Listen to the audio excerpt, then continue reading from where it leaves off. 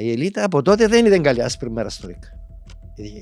Την τιμώρησαν την Ελίτα γιατί με κάλεσε. Και ακόμα τιμωρείται. Κύριε Αναστασιάδη. Βρέθηκες με τον Ριμπολόβλεφ. Βρέθηκες με τον Ριμπολόβλεφ. Το αεροπλάνο μου το πλήρωνε ο Χρυς Λαζαρή.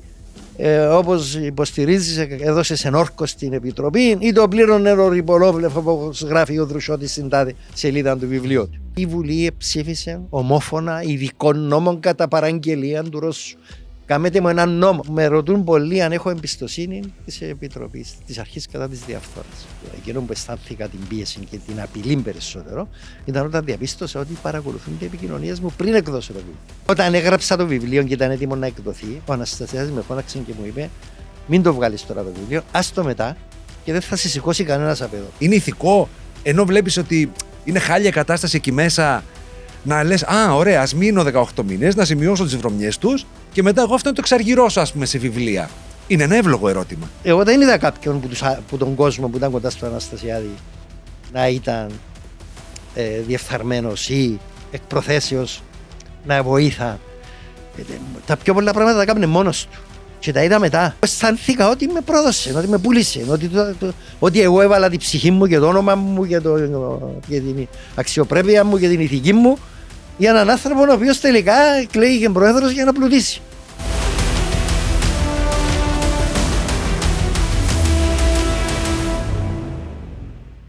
Ακόμα ένα podcast λοιπόν εδώ στο Θέμα Online και σήμερα οφείλω να σας πω ότι είμαι λίγο αγχωμένος διότι φιλοξενώ ένα πρόσωπο το οποίο γνωρίζει πάρα πολλά. Πολλά από αυτά που γνωρίζει τα έχει καταθέσει γραπτός κυριολεκτικά σε βιβλία και είναι το πρόσωπο των τελευταίων ημερών, συζητιέται πάρα πολύ και υπάρχει λόγος γι' αυτό. Καλεσμένο σήμερα λοιπόν ο υποψήφιος ευρωβουλευτής της Volt, ο κύριος Μακάρης Δρουσιώτης. Καλώς ήρθατε. Ευχαριστώ για την πρόσκληση. Πώς είστε καλά? Μια χαρά. Πώς πάει ο αγώνας? Το ίδιο συνεχίζεται. Έχει ο αγώνας για τις ευρωεκλογές, να ξεκινήσουμε από αυτό. Δεν αρχίσα ακόμη να δραστηριοποιούμε ιδιαίτερα. Πώς τα βλέπετε τα πράγματα? Και το βρίσκω και λίγο, επειδή δεν το ξανακάνω αυτό, μαθαίνω. Ναι. Μου είναι πολύ δύσκολο να πω του άλλου ψήφισε με. Γιατί είναι δύσκολο? Δεν ξέρω. Δυσκολεύομαι να το πω. Συζητάτε με κόσμο, έχετε βγει στην κοινωνία? Ακόμη όχι, διότι ασχολούμαι εντατικά με την προετοιμασία της κατάθεσης μου στην Ερευνητική Επιτροπή. Οπότε είμαι κλειστό σπίτι και ετοιμάζομαι. Γι' αυτό θα αρχίσω, ελπίζω, μέσα Απριλίου. Μέσα Απριλίου. Ωραία, αφού το ξεκινήσατε έτσι. Ελπίζω να τα καταφέρω. Μακάρι να τα καταφέρετε. Να τα καταφέρω στην επικοινωνία με τον κόσμο. Δεν σας φοβάμαι γι' αυτό. Νομίζω ότι το έχετε. Και έχω την αίσθηση ότι οι νέοι σας ενδιαφέρουν περισσότερο. Δηλαδή θέλετε αυτό το κοινό. Το αγαπάτε αυτό το κοινό. Ναι, διότι το μέλλον είναι οι νέοι και οι νέοι είναι οι αδικημένοι. Είναι η αδικημένη γενιά της Κύπρου. Υπό ποια έννοια? Διότι έχουν κληρονομήσει όλες τις βρωμιές των προηγούμενων γενιών χωρίς να φταίνε. Και όχι μόνο αυτό, τους έχουν βάλει και σε έναν καλούπι, σε έναν δρόμο που δεν έχει διέξοδο, που δεν μπορούν να σκεφτούν διαφορετικά. Και είναι όμοιροι αυτού του συστήματος. Και στο τέλος βρέθηκαν να διαχειρίζονται με ένα μη βιώσιμο καθεστώς σε ό,τι αφορά, ας πούμε, για το κράτος και την οικονομία και το μέλλον. Υπάρχει μια βεβαιότητα που πάει αυτός ο τόπος. Πάντως έχουν πολλούς τρόπους να ενημερώνονται οι νέοι. Είναι και το διαδίκτυο, είναι και τηλεόραση, είναι τα social media. Και θεωρώ δεν είναι τυχαίο. Τώρα υπάρχει μια μεγάλη αλλαγή λόγω των social media, αλλά ήδη οι νέοι έχουν απαξιώσει την πολιτική, είναι αποστασιοποιημένοι και δεν ξέρω πόσο τους ενδιαφέρει ή πόσο έτοιμοι είναι πλέον να ακούσει. Έφτασα σε ένα σημείο που έχουν απορρίψει τα πάντα και πρέπει να τους επαναφέρεις να ενδιαφερθούν, να νοιαστούν. Είναι εύκολο? Είναι δύσκολο. Και ξεκινά, ξέρετε, και από την παιδεία, από τα σχολεία. Άρα γίνονται λάθη και εκεί, από εκεί ξεκινάει το δράμα, από το σπίτι και μετά το σχολείο. Το σχολείο είναι το μεγαλύτερο μας λάθος, αν θέλετε, ας πούμε. Υπό ποια έννοια? Υπό ποια έννοια μιλάνε όλοι για κριτική σκέψη. Τι είναι η κριτική σκέψη? Η κριτική σκέψη είναι να αμφιβάλλεις, να αμφισβητείς, να διαφωνείς, να ψάχνεις την αλήθεια, να ψάχνεις να διερευνάς μόνος σου. Έχει δημοσιογραφικά χαρακτηριστικά. Δηλαδή. Εμάς είναι ένα τυποποιημένο σύστημα μάθησης όπου υπάρχει μια ύλη τυποποιημένη, προσπαθούν να τη μάθουν αυτή την ύλη, διότι με αυτήν την ύλη θα πιάσουν κάποιους βαθμούς. Επειδή δεν μπορούν να τη μάθουν στο σχολείο για τα γνωστά προβλήματα, πάνε το δίλη σε έναν άλλο σχολείο. Στο τέλος μισούν αυτό που κάνουν, διότι τους ταλαιπωρεί τόσο πολύ, όμως είναι αναγκασμένοι να το κάνουν, για να πάρουν ένα βαθμό για μια μάθηση που είναι μέσα σε έναν καλούπι. Να περάσουν τις εξετάσεις, να πάνε στο πανεπιστήμιο και ενώ ανέτοιμοι για πολλά άλλα πράγματα, ας πούμε. Δεν παρακολουθούν το τι γίνεται, δεν τους νοιάζει. Μπούχτισαν ίσως. Δεν τους νοιάζει όχι επειδή δεν είναι κατηγορία ότι δεν τους νοιάζει. Νομίζουν ότι δεν έχουν λόγο να ασχολούνται. Δεν βρίσκουν κάποια ελπίδα, κάποια προοπτική, κάτι. Παρακολουθώντας πολλές συνεντεύξεις σας, όσες δηλαδή δίνετε, γιατί είστε και επιλεκτικός, αυτό είναι μια αλήθεια, δεν σας βλέπω στην τηλεόραση. Δεν σας βλέπω στα ελεύθερα κανάλια. Γιατί? Στα κανάλια εκπροσωπούν αυτό που λέμε το σύστημα εξουσίας. Εγώ αμφισβητώ αυτό το σύστημα εξουσίας. Υπάρχουν και οικονομικά συμφέροντα. Γράφω, ας πούμε, στα βιβλία μου για διάφορους και για διάφορα. Είναι δικτυωμένοι στα μέσα ενημέρωσης. Ιδιαίτερα όταν ήταν επί προεδρίας Αναστασιάδη, υπήρχε μια γραμμή. Μη βγάζετε το δροσιώτη, ας πούμε. Βεβαίως. Το ΡΙΚ, το πιο κλασικό παράδειγμα, είναι το ΡΙΚ που είναι κρατικό και κατά λάθος. Με κάλεσε η Ελίνα Μιχαηλίδου. Ήθελα να σα ρωτήσω γι' αυτό, τι έγινε τότε. Μου τηλεφώνησε, μου είπε: ξέρεις, θέλω να έρθει στην εκπομπή μου. Και η προσέγγιση της δεν ήταν να μιλήσω για το βιβλίο. Αυτό καθ' αυτό. Για το Κυπριακό δεν ήταν? Ούτε για το Κυπριακό, ούτε για το βιβλίο. Μου λέει: ο λόγος που θέλω να σε φέρω είναι επειδή είσαι ένας άνθρωπος που λες πράγματα που δεν τα λένε άλλοι, που γράφεις πράγματα που δεν τα γράφουν άλλοι, που αμφισβητείς πράγματα τα οποία οι άλλοι δεν τα αγγίζουν. Οπότε με ενδιαφέρει ως πρόσωπο, θέλω να μιλήσουμε γι' αυτό. Ναι. Όπως και εσύ τώρα. Και της λέω: το σκέφτηκες καλά? Μου λέει: ναι, ρώτησες το ΡΙΚ. Διότι νομίζω αυτή η εκπομπή δεν θα γίνει. Έτσι. Σαν να το ξέρετε. Βέβαια. Και μου λέει: όχι, μου λέει, το έθεσα στην ομάδα μας και. Σίγουρη η Ελίτα, θα βγει. Κλείσαμε και ραντεβού. Τη Δευτέρα πήρα ένα τηλέφωνο, ήταν Δευτέρα που ήταν να γίνει. Πήρα ένα τηλέφωνο κατά τις 11 έτσι να συντονιστούμε λίγο. Μου λέει: ξέρεις, δεν θα γίνει εκπομπή, διότι η παραγωγός πήγε στο εξωτερικό. Της λέω: καλά, όποτε πάει η παραγωγός στο εξωτερικό, σταματούν οι εκπομπές. Γέλασε. Ήταν αυτή η δικαιολογία που επινοήθηκα για να μην το κόψουν. Αλλά ο πρόεδρος του ΡΙΚ τότε, ο Μιχαήλ, ήταν άνθρωπος το δεξιχέρι του Αναστασιάδη. Ήταν αυτός που του κρατούσε και τις οικονομικές του καταστάσεις, τα προσωπικά του, τα οικονομικά. Αντιλαμβάνομαι εγώ, φαντάζομαι, όταν πήρε τηλέφωνο ο Αναστάσης, του είπε: τι σε βαλάκι, τι κάνετε εκεί, ας πούμε. Πήρε αυτό το τηλέφωνο κάτω, κόψετε αυτή την εκπομπή και την έκοψε. Και τέλειωσε, αυτό ήταν. Και ήρθε σε δύσκολη και η Ελίτα, όχι τίποτα άλλο. Γιατί είναι και η Ελίτα έκαμε τη δουλειά. Από τότε υποφέρει η Ελίτα. Από τότε την έχουν κόψει. Έπαιξε ρόλο αυτό? Βέβαια. Η Ελίτα από τότε δεν ήταν καλή άσπρη μέρα στο ΡΙΚ. Την τιμώρησαν την Ελίτα γιατί με κάλεσε. Τι λέτε τώρα? Και ακόμα τιμωρείται.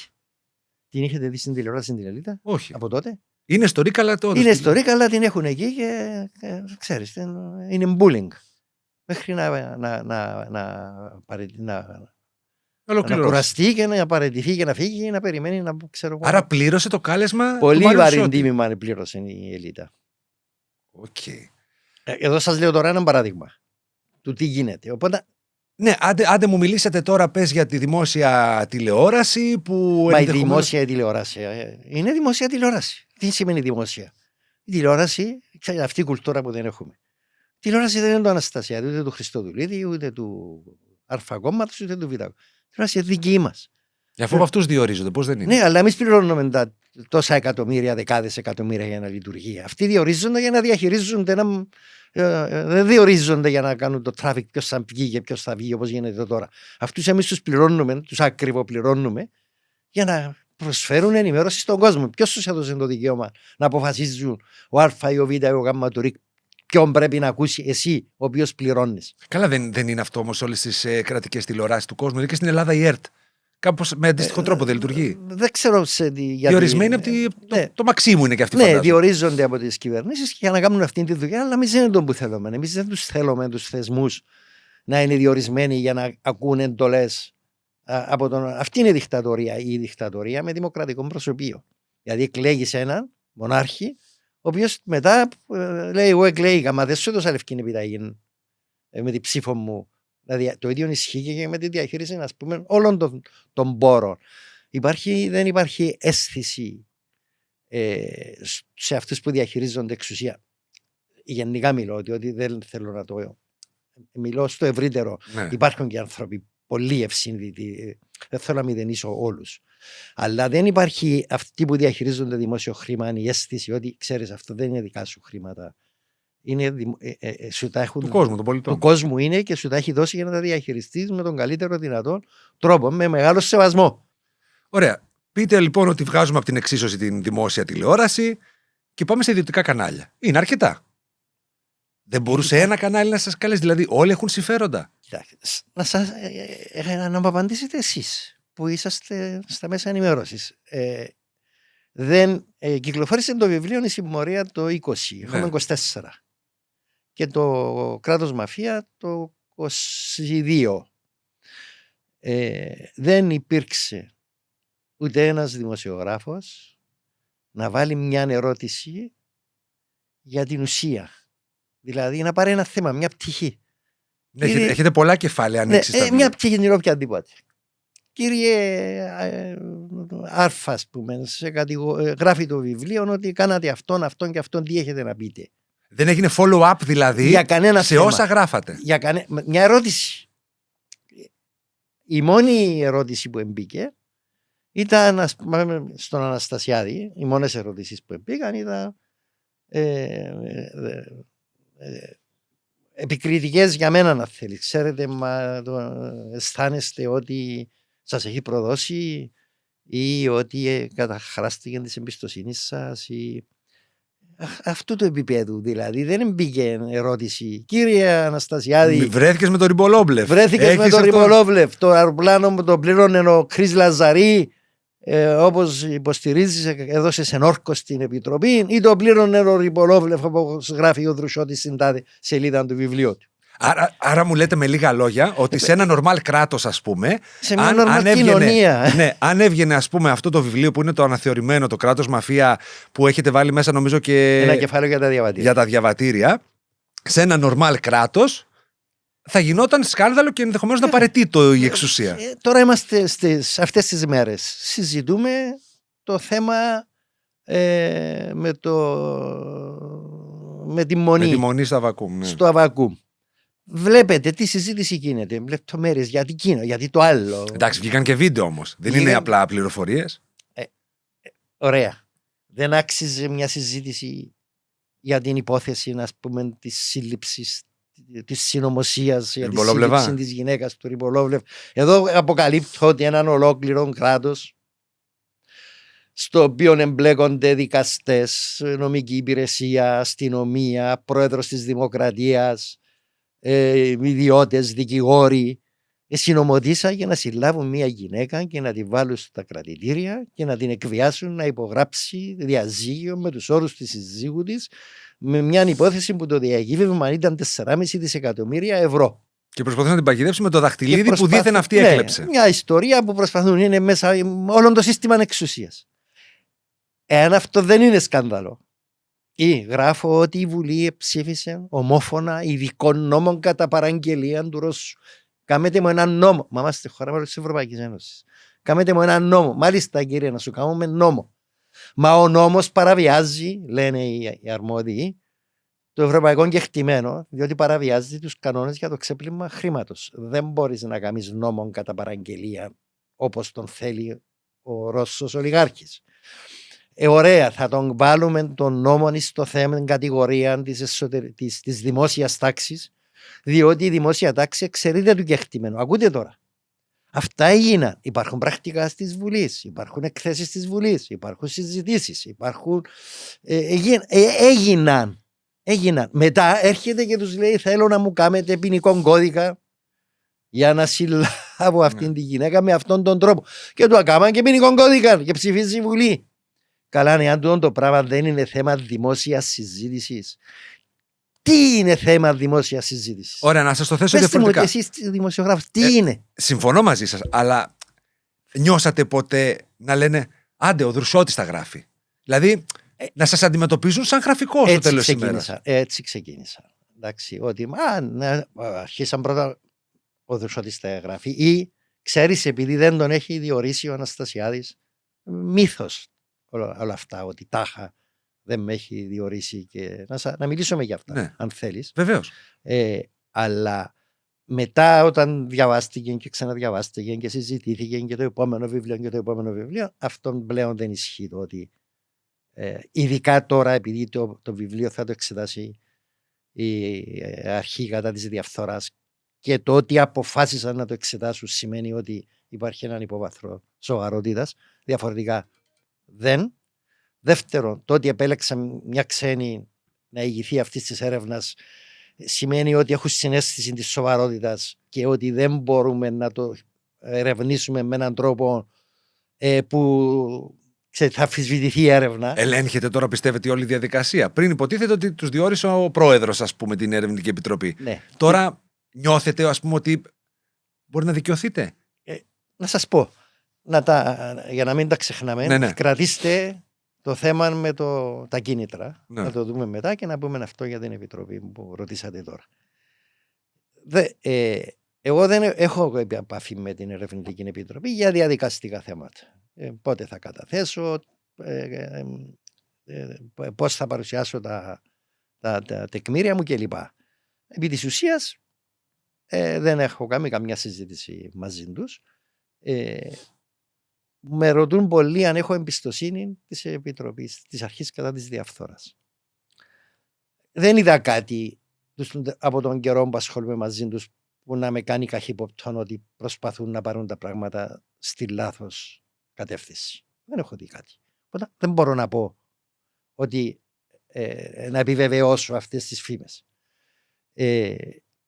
Το άλλο, έχω απόλυτη εμπιστοσύνη στο τι ξέρω, στο τι τεκμήρια θα πάρω, στο τι κατάθεση θα πω και νιώθω βέβαιος, αισθάνομαι ότι δεν είναι εύκολο για κανέναν που θα δει αυτή την μαρτυρία και να θέλει, που δεν λέω ότι θέλει, να την πάρει, να την κουκουλώσει, αυτό που λέμε, να την κλείσει. Άρα δεν θεωρείτε ότι έγινε με την προηγούμενη περίπτωση? Δηλαδή ότι υπάρχει κάπου φως στο βάθος του τούνελ? Ότι μπορεί να δικαιωθείτε, εν πάση περιπτώσει? Κοίταξε, εγώ πιστεύω ότι ήδη δικαιώθηκα με τα αυτά που έγραψα, από το γεγονός πρώτον ότι δεν βγήκε ούτε ένας από όσους κατονομάζω και από όσες Καλά, έχετε μπλέξει κόσμο και κοσμάκι. Ναι, αλλά από όσες υποθέσεις διαφθοράς γράφω, δεν βγήκε ούτε ένας επί των γεγονότων να αμφισβητήσει κάτι. Δηλαδή να πει, ξέρεις, αυτό που γράφει για το γεγονός το περιστατικό δεν έγινε ποτέ, δεν ισχύει. Κανένας. Άρα το ότι δεν βγήκε κανένας και γράφω εγώ και ονόματα και διευθύνσεις και ημερομηνίες και ώρες, κάποιες φορές για την υπόθεση Ρυπολόβλευ γράφω και λεπτά. Τάδε ώρα και τάδε λεπτό έγινε αυτό. Δεν είδα κάποιον να βγει και να αμφισβητήσει επί το γεγονότο. Θεωρητικά μιλώντας, ακόμη και να βγει ένα πόρισμα από την Επιτροπή που να λέει δεν έχει τίποτα, εγώ δεν πιστεύω ότι ο κόσμος θα το δεχτεί. Τουλάχιστον όσο έχω διαβάσει τα βιβλία. Ωραία, αλλά ο σκοπός δεν είναι να αμφισβητήσουμε ένα πόρισμα πριν προσδοκούμε ότι θα έχουμε ένα πόρισμα αξιοπρεπές. Τι σημαίνει αξιοπρεπές? Αυτό προσπαθώ να καταλάβω. Δηλαδή, βγαίνει το πόρισμα. Θα είναι ή υπέρ ή κατά. Ποιες είναι οι συνέπειες για τις δύο πλευρές, με απλά λόγια? Κοίταξε, αν βγει ένα πόρισμα που να λέει όλα αυτά είναι φαντασιώσεις και δεν υπάρχει τίποτα και ότι από τη φαντασία μου, ας πούμε, τα γράφω. Είναι τρελός ο Δουσιώτης, τη Βάρες έγραψε αυτά, τέλος πάντων. Δεν έχετε συνέπειες εσείς? Θα έχω συνέπειες, θα είχα, εάν αυτοί κινηθούν νομικά εναντίον. Πρώτα απ' όλα θα έχω συνέπειες στην αξιοπιστία μου. Αυτή είναι η πιο σοβαρή επίπτωση που θα έχω, διότι έχτισα μια αξιοπιστία. Μάλιστα. Οπότε θα πούμε τι γράφει αυτός. Αυτό δεν πρόκειται να συμβεί. Σας το λέω, δεν πρόκειται. Έχετε ατράνταχτα στοιχεία. Κατάλαβα. Δεν υπάρχει περίπτωση να συμβεί. Ωραία, αν υπήρχε αυτό, θα με είχα διαλύσει μέχρι τώρα. Γιατί δεν κινήθηκε ποτέ νομικά εναντίον σας? Γιατί έχω την αίσθηση ότι μόνο είχε ζητήσει να μην κυκλοφορήσουν τα βιβλία, αν θυμάμαι καλά. Κοιτάξτε, για το νομικό, όταν εκδόθηκε η συμμορία, τίποτα. Το δεύτερο βιβλίο, τίποτα. Το τρίτο βιβλίο, τίποτα. Όταν είπε ο Αναστασιάδης δημόσια ότι θα πάρω μέτρα νομικά εναντίον του, ακολούθησαν 3-4 υποθέσεις αγωγές, μεταξύ των οποίων και οι αστυνομικοί που ερεύνησαν την καταγγελία μου για αποκλοπή των. Από που είχαν έρθει στο σπίτι σας Ναι, και λοιπά. Λοιπόν, εγώ θεωρώ ότι αυτά που έγιναν τη συγκεκριμένη χρονική στιγμή ήταν στοχευμένα, καθοδηγούμενα για πίεση, να μου βάλουν πίεση, εμένα προσωπικά, διότι ένας που κάνει αγωγή βέλου για ένα ζήτημα, το πρώτο και κύριο είναι να βγει να υπερασπιστεί τον εαυτόν του επί το γεγονό του. Δηλαδή, εάν ένας που γράφω ότι συμμετείχε στην υπόθεση Ριμπολόβλεφ δεν βγήκε να υπερασπιστεί τον εαυτόν του δημοσία και να πει αυτά είναι ψέματα. Το να κάνει μια αγωγή για να λέει του κόσμου, μα ξέρει, έκανα του αγωγή, δεν σημαίνει τίποτα. Αυτό όμως είναι μια πίεση. Πρώτα απ' όλα, για να σου κάνουν αγωγή, είναι μια ψυχολογική πίεση. Δεύτερον, οικονομική πίεση. Δηλαδή πρέπει να βάλει δικηγόρου, πρέπει να ασχοληθεί, πρέπει να βάλει έγγραφα. Καλά, δεν έχει ανάγκη τώρα από λεφτά. Όχι εσείς, η άλλη πλευρά. Ναι, αυτοί όμως επειδή δεν έχουν ανάγκη, επειδή έχουν τους πόρους, μπορούν να επιστρατεύσουν τους καλύτερους δικηγόρους, τους πιο ακριβοπληρωμένους δικηγόρους και να προσπαθήσουν να βρουν τρόπους να σε πατήσουν. Αυτό είναι ένα ρίσκο.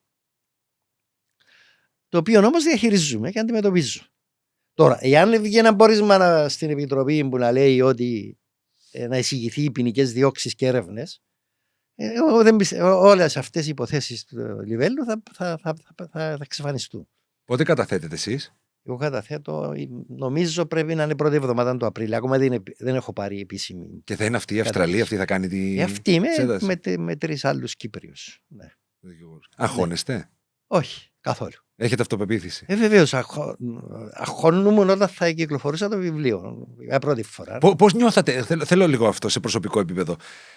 Ενημερώνεστε ότι είναι όλα έτοιμα και ότι μπαίνει τυπογραφείο. Αισθάνεστε ένα σφίξιμο, αισθάνεστε άγχος, χαρά, ικανοποίηση? Κοιτάξτε. Γιατί λες τώρα ήρθε το τέλος, ας πούμε, δηλαδή με το που μπαίνει στο. Κοιτάξτε, αυτό ήταν ένα μεγάλο ρίσκο. Το πρώτο. Αλλά πριν πάει τυπογραφείο, να το δω ξανά, απέκτησα μια εμπειρία σε ό,τι αφορά τους Λιβέλους.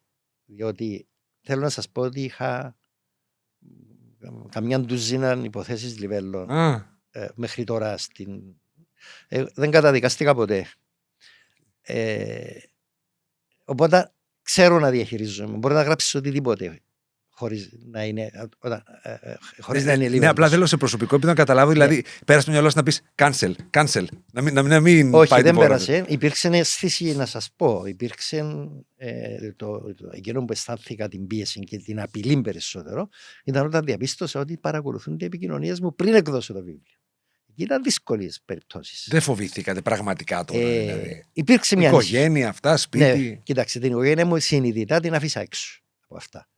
Δεν τους ενημερώνατε δηλαδή? Όχι σε λεπτομέρειες τι κάνω, πώς το κάνω, πολύ γενικά, διότι δεν ήθελα να αναμίξω την οικογένεια μου σε αυτά, να βάλω την πίεση τη δική μου, να την μεταφέρω στην οικογένεια μου, η οποία στο κάτω-κάτω δεν έχει καμιά σχέση, καμιά ευθύνη, δεν ασχολείται, δεν παρακολουθεί. Συνειδητά τους άφησα έξω.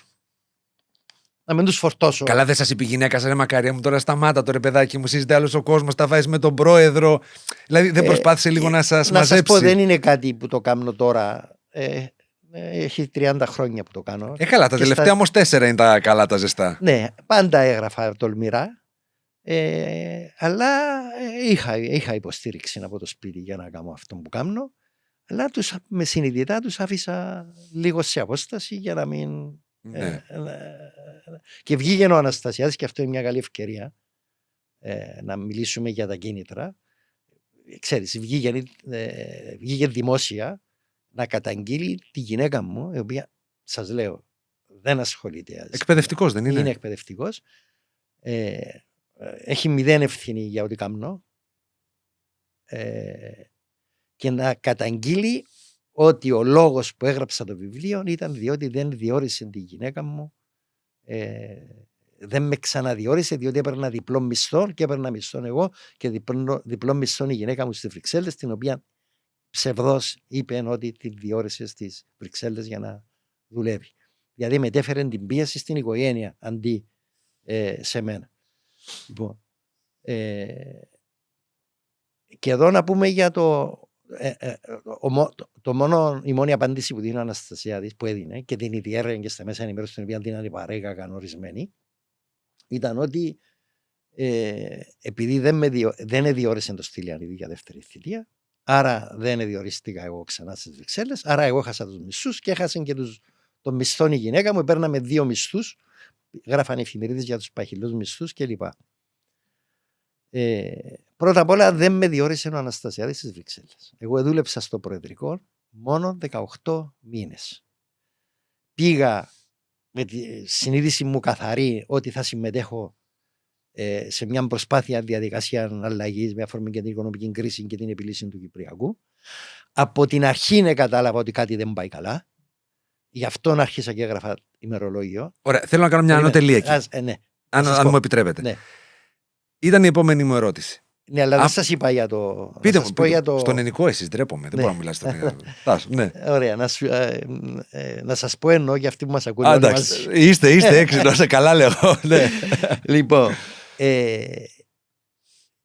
εργάστηκα στο Προεδρικό 18 μήνες. Ναι. Έφυγα συνειδητά. Ήταν να γράψετε ένα βιβλίο. Ναι, αλλά όταν έγραψα το βιβλίο και ήταν έτοιμο να εκδοθεί, ο Αναστασιάδης με φώναξε και μου είπε: μην το βγάλεις τώρα το βιβλίο, άστο μετά και δεν θα σε σηκώσει κανένας απ' εδώ. Διότι εκτιμούσε τη δουλειά που έκανα στο Προεδρικό. Έκανα πολλή δουλειά στο Προεδρικό. Τα σάκι δεν φάγατε δηλαδή στο κεφάλι? Όχι. Ήταν καλές οι σχέσεις μας. Και έκανα πολλή δουλειά στο Προεδρικό. Οπότε δεν με ήθελε να φύγω. Αλλά τον πίεζαν οι Ρώσοι, ο πρέσβης της Ρωσίας. Και μου λέει: μην το εκδώσεις το βιβλίο, η εισβολή και μεγάλες δυνάμεις. Και του λέω: εγώ θα εκδώσω το βιβλίο και αν έχεις πρόβλημα με τους. Αποδέσμευσέ με. Εγώ θα φύγω. Κανένα πρόβλημα. Λοιπόν, πριν κυκλοφορήσει το βιβλίο, όταν το έστειλα στο τύπο, διότι θα μπορούσα να το αναστείλω, δεν είχε κανένα μου επίεζε να εκδώσω τη συγκεκριμένη. Όλος ο νορμάλ κόσμος, κύριε Δησότη, αυτό θα έκανε. Ωραία. Εγώ είπα, επειδή όμως είχα σκοπό που το έκδοσα το βιβλίο, επειδή υπήρχαν συνομιλίες για το Κυπριακό, επειδή η έρευνα μου απέδειξε ότι οι Ρώσοι μας έπαιζαν διπλό παιχνίδι, εγώ πήγα να δουλέψω με τον Αναστασιάδη για το Κυπριακό και έκανα μια ολόκληρη μελέτη για να πείσω ότι αυτός είναι ο τρόπος. Την ώρα που γίνονταν συνομιλίες, εγώ δεν θα μπορούσα να πω να το βάλω στο ράφι το βιβλίο και φεύγω. Εγώ θα εκδώσω το βιβλίο, θα κάνω την παρέμβαση μου και φεύγω. Οπότε του έδωσα μια επιστολή παρέτησης πριν εκδοθεί το βιβλίο, πριν υπάρχει επίτροπος, πριν υπάρχει Στυλιανίδης, πριν υπάρχουν Βρυξέλλες. Δεν την έκανε δεκτή. Όχι, μου λέει ας την εδώ. Ναι. Και θα δούμε. Εν ευθέτω χρόνο. Ναι. Όταν κυκλοφόρησε το βιβλίο, αυτά που σας λέω, οι κουβέντες με τον Αναστασιάδη, Φεβρουάριος, Μάρτιος, πριν γίνουν όλα αυτά, εγώ είχα βάλει πρόθεση παρέτησης πριν να υπάρχει καν προοπτική Βρυξελών. Όταν κυκλοφόρησε το βιβλίο τον Αύγουστο, τον Ιούνιο του 2014, έμεινα σιωπηλή αρχικά οι Ρώσοι. Και μου λέει ο Αναστασιάδης: δεν είπε κανένας τίποτα, κάτσε εδώ που να πάει. Και μάλιστα θα έκαμε και μια συνέντευξη τύπου ένα χρόνο μετά για την οικονομία. Και πάντα με είχε στην ομάδα που ετοιμάζαμε τις συνεντεύξεις και λέει: έλα, κάτσε μαζί μας στην ομάδα να το κάνουμε και κάτσε εδώ, θα μείνεις εδώ. Αυτή ήταν η απάντηση του. Μετά κάποιος χαφιές από το Προεδρικό σφύρισε ότι. Υπάρχει ακόμα αυτός εκεί? Ότι θα μείνω, δεν ξέρω. Λοιπόν, ότι θα μείνω στο Προεδρικό. Και βγήκα ξαφνικά η πρεσβεία Αύγουστο με μισή σελίδα άρθρο στο Φιλελεύθερο, ένας οχετός. Πιο χυδαίο κείμενο δεν έχω ξαναδιαβάσει. Οχετός εναντίον μου. Άρα ήταν διαρροή. Έγραψε ένα άρθρο και το υπόγραφε η πρεσβεία της Ρωσίας στο Φιλελεύθερο. Μετά αρχίσαν όλα τα κόμματα να ζητούν την παραίτηση μου, διότι χαλώ τις σχέσεις της Κύπρου με τη Ρωσία. Εγώ ήμουν ήδη παραιτημένος και επειδή έκανα κάποιες δουλειές που πρέπει να τελειώσω. Δεν νομίζω είχατε ζητήσει και χρόνο να παραδώσετε, να ετοιμάσετε. Και να παραδώσω άλλες δουλειές κλπ. Οπότε έφυγα σε αυτήν τη φάση, μου λέει ο Στυλιανίδης, που θα ήταν ήδη ευρωβουλευτής. Πάμε Βρυξέλλες. Έλα μαζί μου στις Βρυξέλλες. Και αποδέχτηκα. Αλλά κοίταξε, εγώ θέλω να είμαι πάντα. Και ο Αναστασιάδης το είδε αυτόν θετικά. Και είπε OK, διότι. Σας ξεφορτώθηκε. Ήταν μια ευκαιρία. Παραπάνω δεν ήθελε να με ξεφορτωθεί, διότι συνεχίσαμε να συνεργαζόμαστε. Δεν έφυγα, δεν συγκρουστήκαμε. Καλά, ένα λεπτό. Μπαίνετε λοιπόν μέσα στο Προεδρικό, μένετε 18 μήνες. Από το πρώτο διάστημα βλέπετε εκεί, σύμφωνα με τα λεγόμενά σας, να μην το πάρω εγώ πάνω μου, λοιπόν βλέπετε εκεί βρωμιές και διάφορα πράγματα. Καλά, γιατί δεν φύγατε? Δηλαδή, εγώ συζήταγα με ένα φίλο μου και του έλεγα: ρε, ξέρεις ποιον έχω στο podcast, ποιον Δροσότη? Και μου λέει: είναι τέλειος, εγώ διάβασα τα βιβλία του κτλ. Αλλά έχω πάρα πολλές απορίες, μου λέει. Ας πούμε, αφού είδε τη βρωμιά, γιατί έμεινε? Είναι ηθικό? ενώ βλέπεις ότι είναι χάλια κατάσταση εκεί μέσα, να λες, α, ωραία, ας μείνω 18 μήνες, να σημειώσω τις βρωμιές τους και μετά εγώ αυτό να το εξαργυρώσω, ας πούμε, σε βιβλία. Είναι ένα εύλογο ερώτημα. Είναι λάθος όμως, και να σας πω γιατί Ναι. είναι λάθος. Δηλαδή, εγώ αν πήγαινα σε μια δουλειά σας και πω, έβλεπα, να θα σας έλεγα, απαντήσω δεν μπορώ μια- να δουλεύω με τον οχετό. Είναι ας μια πούμε. ευκαιρία να. Πρώτα απ' όλα, γιατί άρχισα να γράφω σημειώσεις. Εγώ δεν πήγα στο Προεδρικό για να γράφω σημειώσεις και με πρόθεση να γράψω ένα βιβλίο να εκθέσω τον Αναστασιάδη. Εγώ πήγα να δουλέψω και δούλευα. Όταν έγινε η μεγάλη οικονομική κρίση του 2013 και είδα ως αυτόπτης μάρτυρας πόσο ανεύθυνο και άσχετο ήταν το πολιτικό σύστημα στο σύνολο του. Υπήρχαν 3-4 ανθρώποι όλοι και όλοι που έξεραν τι τους γίνεται. Ναι. 3-4. Το υπόλοιπο πολιτικό σύστημα ήταν εντελώς ανευθύνο. Λοιπόν, όταν είδα όλα αυτά τα πράγματα, είπα πρέπει την ιστορία της διαχείρισης της οικονομικής κρίσης να την γράψουμε. Είναι κομμάτι της. Πρώτα απ' όλα πρέπει ο κόσμος να δει αυτό το πράγμα. Αλλά δεν ήταν ο σκοπός να γράψουμε κάτι ενάντια. Γι' αυτόν είπαμε τότε η ομάδα στο Προεδρικό ότι πρέπει να κρατάμε και πρακτικά το συζητήσιο για να πούμε την ιστορία όπως Σε έγινε. ποιον? Στην κοινή γνώμη, σε εμάς, να υπερασπιστούμε την κυβέρνηση. Πώς διαχειρίστηκε την οικονομική κρίση. Ενδιαφέρον αυτό. Ναι. Λοιπόν, όταν εγώ κρατούσα σημειώσεις τι γίνεται. Και ο σκοπός μου ήταν η πρώτη σημείωση που άρχισα και πήρα, που πήρα έναν σημειωματάριο από αυτά που έχει στην Προεδρία. Τα πάτε με το λογότυπο. Που έχω να πάνω το λογότυπο του Προεδρικού και το άνοιξα και άρχισα και γραφά. Ήταν όταν τηλεφώνησε ο Λευτέρης Χριστοφόρου, βουλευτής του ΔΣ τότε, από τη Βουλή, και είπε: είμαστε μια ομάδα βουλευτών από όλα τα κόμματα. Φέρτε μας σχέδιο για κούρεμα 5, 10, 15, 20, 25% να το περάσουμε τώρα. Ήταν μετά που το καταψήφισαν και κατέρευσε. Και ήταν έτοιμα. Και λέω: δες τώρα Βουλή, ας πούμε, που ομόφωνα απέρριψε το πρώτο σχέδιο του Eurogroup και τώρα λέει: φέρτε μας σχέδιο, αλλά πληρώσαμε αυτή την απόφαση κάποια δισεκατομμύρια. Όταν άρχισα με αυτόν το ερέθισμα ότι έπρεπε αυτά τα πράγματα να μην χαθούν, να τα γράψουμε. Εντάξει, όμως μετά Λοιπόν, είδατε πολύ βρώμα, ας πούμε, εκεί πέρα. Περιμένετε, θα σας απαντήσω την ερώτηση. Με αφορμή αυτό που είπαμε ότι πρέπει να δούμε τι έγινε πραγματικά, η κυβέρνηση διόρισε μια ερευνητική επιτροπή υπό τον δικαστή, τον κύριο Πική, το ανώτατο δικαστήριο, πρώην δικαστή. Ο Πικής, αντί να ερευνήσει τα αίτια της κρίσης, διερεύνησε κάτι τρέχουσες αποφάσεις και έστειλε στο κρατικό αρχείο κούτες ολόκληρες με έγγραφα τα οποία του είχαν καταθέσει τότε όλες οι υπηρεσίες, Κεντρική Τράπεζα, Υπουργείων Οικονομικών, υλικών για να κάνει την έρευνα του. Αυτός αντί να το ερευνήσει, το μάζεψε και το στείλε στο κρατικό αρχείο. Όταν λέω εγώ, είπα, συζητώντας με τον τότε υφυπουργό παρά τον πρόεδρο, τον Πετρίδη, ότι αυτόν το υλικό πρέπει να το φέρουμε στο Προεδρικό για να δούμε τι έγινε, να κάνουμε μια καταγραφή. Και κάναμε διαδικασίες με εντολή και οδηγίες του Αναστασιάδη του ιδίου, γραπτός, ότι θέλουμε πρόσβαση σε τούτο το υλικό για αυτόν και αυτόν τον λόγο. Και πήγα εγώ στο κρατικό αρχείο και έκανα αποδελτίωση, επειδή έχω και μια ερευνητική ικανότητα, υλικού, το οποίο θα ήταν ως τώρα κλεισμένο στα υπόγεια του κρατικού αρχείου. Λοιπόν, ο σκοπός ήταν να γράψουμε την ιστορία της οικονομικής κρίσης. Και ξεκίνησα εγώ να γράφω με πρώτον θέμα γιατί κατέρρευσε η Λαϊκή Τράπεζα, που ήταν η αιτία της οικονομικής κρίσης. Λοιπόν, ο λόγος που παραιτήθηκα τον Αύγουστο, αλλά έμεινα μέχρι τέλος Σεπτεμβρίου, τέλος Οκτωβρίου, έφυγα από το Προεδρικό 30 Σεπτεμβρίου. Ναι. Ο Οκτώβριος ήταν η άδεια μου που είχα συσσωρευμένη, αλλά δούλευα όλον τον Οκτώβριο από σπίτι μου για να τελειώσω. Να παραδώσω το πρώτο, διότι ο σκοπός ήταν να κάνουμε σειρά. Ναι. Άρα είμαστε στους 18 μήνες τώρα. Ναι, φτάσαμε στους 18 μήνες. Μάλιστα. Και έγραψα το πρώτο σημείωμα που ήταν οι συνθήκες κατάρρευσης της Λαϊκής Τράπεζας. Μάλιστα. Είδα διάφορα πράγματα που συνέβαιναν, αλλά ήταν ασύνδετα μεταξύ τους. Δεν μπορούσες να βγάλεις. Ξέρεις, δεν ήταν όλα να τα δεις με γυμνών οφθαλμών ότι συνέβαιναν μπροστά σου. Υπήρχαν ύποπτα ζητήματα. Το σημείωμα για τη λαϊκή, τη μελέτη, την τέλειωσα τέλος του Οκτώβρη. Εκείνη την εποχή έγινε μια βολιδοσκόπηση από την New York Times, τότε ήταν παγκόσμιο θέμα, η οποία θέλει να γράψει για την οικονομική κρίση στην Κύπρο.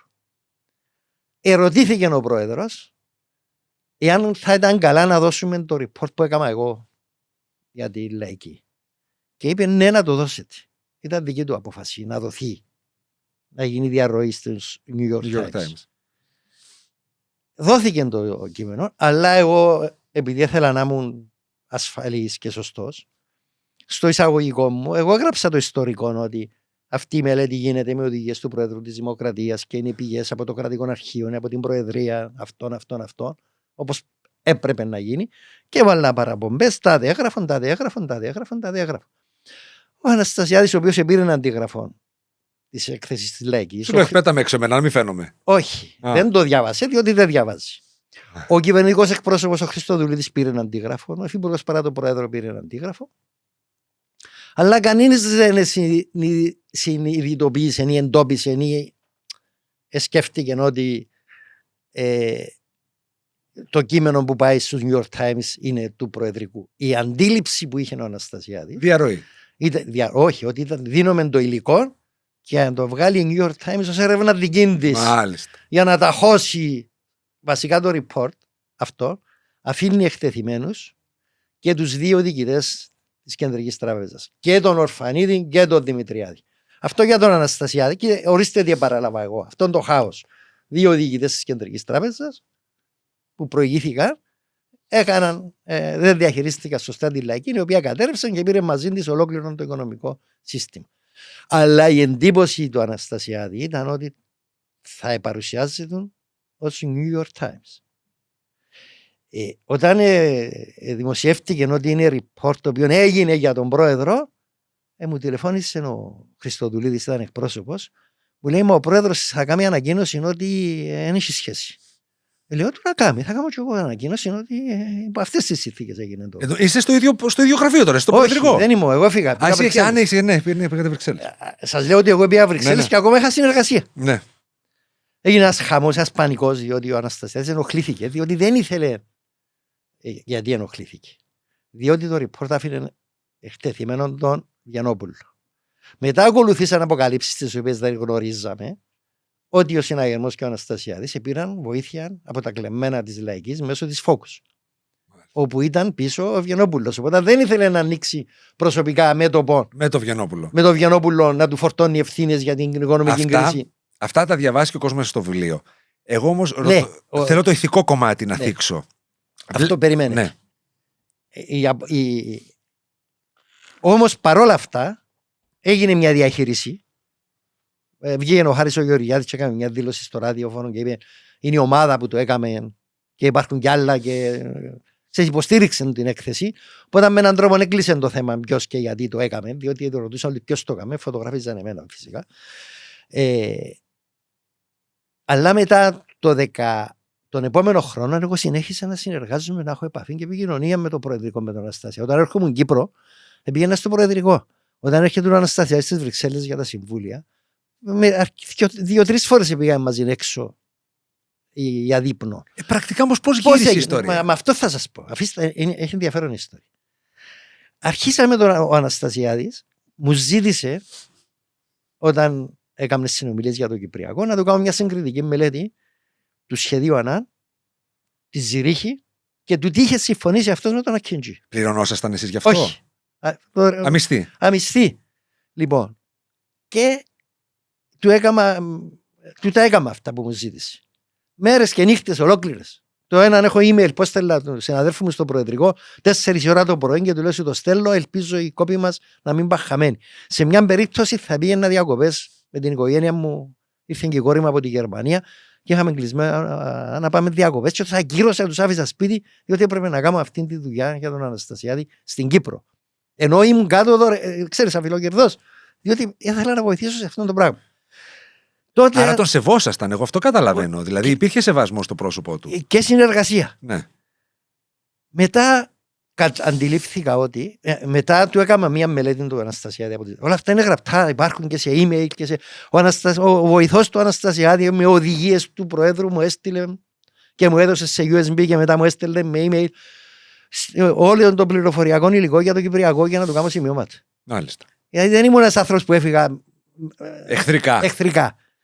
Λοιπόν, μετά αντιλήφθηκα ότι οι Ρώσοι εκβίαζαν τον Αναστασιάδη για το Κυπριακό. Για οικονομικά ζητήματα, οικονομικής φύσης ζητήματα. Ναι. Οπότε έκατσα και το έκανα μια μελέτη πώς οι Ρώσοι τον εκβιάζουν και με εισηγήσεις πώς θα διαχειριστεί αυτό το ζήτημα. Του την έδωσα στις Βρυξέλλες. Όταν κατέβηκε το αεροπλάνο στη Λευκοσία, στη Λάρνακα, με πήρε τηλέφωνο και μου λέει τούτα που γράφεις Φοϊτσάρικ. Σε 2-3 μέρες στο προεδρικό γραφείο έχω μάρτυρες 3 άτομα στον πρωινό καφέ. Ποιοι ήταν?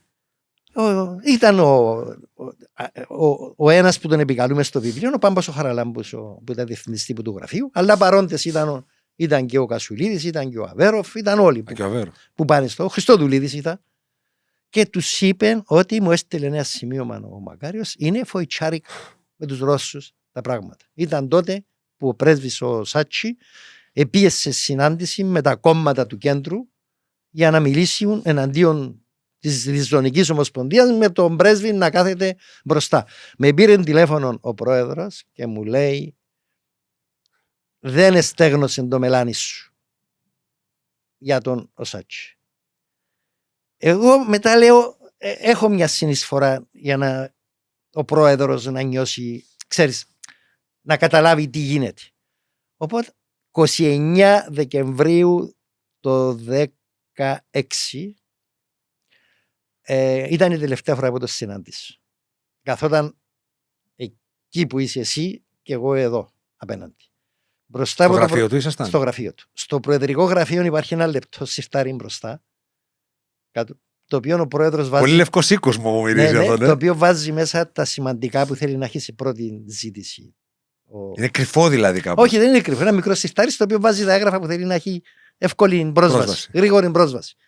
Άνοιξε το σιρτάρι, έβγαλε το φάκελο το καφέ με το σημείωμα, το κράτησε έτσι και μου λέει το έχω εδώ να μην ξεχνώ. Ήταν ο φάκελος που έγραφε πάνω, το έδωσα στη φρουρά του στις Βρυξέλλες και έγραφε πάνω πρόεδρο Δημοκρατίας, εμπιστευτικό με κόκκινα γράμματα. Το κράτησε έτσι, μου λέει το έχω εδώ να μην ξεχνώ, να μην το ξεχάσω. Το σημείωμα που του είπα ότι πώς τον εκβιάζουν οι Ρώσοι. Μετά τέλος Ιανουαρίου έγινε η Γενέβη και μετά τέλος Ιανουαρίου ο Αναστασιάδης έκαμε στροφή. Για μένα που τον ξέρω και τον παρακολουθώ, συμβιβάστηκε. Ότι θα κάνει στροφή στο Κυπριακό και είπε δεν λύεται, πάμε για εκλογές, ξεχάστε το, αφήστε το. Ήταν η στιγμή που ο Αναστασιάδης συμβιβάστηκε. Άρα και σας απογοήτευσε. Ναι. Οπότε εγώ λέω θα κάνω ακόμα μια προσπάθεια. Και έκατσα και του έκανα ένα δεύτερο σημείωμα για το ίδιο θέμα, το οποίο του εξηγούσα πώς οι Ρώσοι, ο στόχος τους, η προτεραιότητά τους είναι να κερδίσουν την Τουρκία από τη Δύση και την Ευρώπη και ότι μας χρησιμοποιούν εμάς, να μας αφήσουν εμάς με την κατοχή για να διασπούν τις σχέσεις της Τουρκίας με την Ευρώπη και του έβαλα μελέτες, τεκμήρια, έναν φάκελο τόσο χοντρό. Του έγραψα ένα εκτενές σημείωμα και του έβαλα όλα τα επισυναπτώμενα αποσπάσματα δημοσιευμάτων, πώς το κάνουν, γιατί το κάνουν. Τρελή έρευνα δηλαδή. Πολλή έρευνα. Ήταν μέρες και νύχτες. Πολλή δουλειά. Πάλι τσάμπα. Βεβαίως. Λοιπόν, τηλεφώνησα για ραντεβού. Δεν μου έδωσε. Ήταν η πρώτη φορά. Δεν τηλεφώνησα ποτέ μου για ραντεβού και να μην μου δώσει. Όταν έρχομαι από τις Βρυξέλλες. Ποιον πέραν, τη γραμματέα του? Τη γραμματέα. Όταν τηλεφωνήσα και του ιδίου. Μιλάγατε απευθείας από τα κινητά. Βεβαίως, από τα κινητά. Λοιπόν, αλλά λέω, επειδή τον αντιλήφθηκα ότι έκαμε στροφή, πήγα δια της κανονικής οδού στη γραμματεία. Και σας απέφευγε. Δεν μου λέει εντάξει, θα του είπα του Προέδρου, θα σου πει και λοιπά. Οπότε πήρα το φάκελο, πήγα στο Προεδρικό, διότι μου ανοίγαν την πόρτα, διότι. Γνωστός. Το έδωσα. Χέρι με χέρι. Στη γραμματεία του, με όλα τα στοιχεία μέσα. Δεν επικοινώνησε ποτέ. Καλά, δεν μπήκατε στον πειρασμό να χτυπήσετε την πόρτα, όχι, ας πούμε? Δεν έλειπε εκείνη την ημέρα ο Πρόεδρος, εν πάση περιπτώσει, αλλά Δεν ήθελα να του βάλω εγώ. Με έναν. Δεν θα το πάω του πω, έλα δες το. Άμα θέλει, θα το έβλεπε. Οπότε δεν είχε κανένα λόγο να πάω να το βάλω στα μούτρα. Δεν μου ξαναμίλησε, δεν ξαναμίλησε εμένα από τότε. Για μένα αυτό είναι η απόδειξη, το τεκμήριο για δύο πράγματα. Πρώτον, ότι συμβιβάστηκε. Άρα δεν είχε τα μούτρα να σας αντικρίσει, ας πούμε. Ναι, ούτε μου μίλησε από τότε, ποτέ. Λοιπόν, τώρα θα πάμε σε αυτά που σας ενδιαφέρουν. Γιατί πήγαν τα πράγματα στραβά με το Κυπριακό, έγιναν αυτά που έγιναν. Εγώ παρακολουθούσα τις εξέλιξεις. Διότι επειδή μου βοηθούσε ο Στυλιανίδη, επειδή οι διάφοροι ήθελαν τον Στυλιανίδη να τον τηρούν ενήμερο, να τηρούν την Ευρωπαϊκή Επιτροπή, ο Στυλιανίδης ταξίδευε όλη μέρα στον κόσμο. Ήμουν εγώ ο μεσάζω. Οπότε μέσω μου περνούσαν όλες οι πληροφορίες. Αυτός αντιλήφθηκε ότι εγώ το ήξερε, δεν είναι, με ήξερε ότι εγώ μαθαίνω και ξέρω και ήμουν πλέον κινδύνος για αυτά που έκαμε. Όταν άρχισε να παρακολουθεί το τηλέφωνο μου. Παρακολουθώντας το τηλέφωνο μου. Που τότε φαντάζομαι σας βγάζανε τρελό, έλα μακάρι τώρα τι χαζομάρες λες. Και... Ναι, όχι, παρακολουθούσαν τι κάνω, με ποιους μιλώ, τι ψάχνω. Ναι, αλλά φαντάζομαι θα σας αμφισβητούσαν. Αντιλήφθηκε ότι άρχισα να ψάχνω την υπόθεση Ριπολόβλεφ. Και τότε με έβαλαν υποπλήρη παρακολούθηση, διότι το θέμα Ριπολόβλεφ ήταν πάρα πολύ σοβαρό. Και άρχισε η παρακολούθηση των τηλεφώνων. Τώρα, πώς άρχισα να γράφω τη συμμορία, αυτό είναι ενδιαφέρει. Εγώ στις Βρυξέλλες είχα πολύ χρόνο ελεύθερο, διότι ο Αναστασιάδης διατείνεται ότι επειδή δεν διόρισε το Στυλιανίδη, δεν διορίστηκα, γι' αυτό τα κάνω.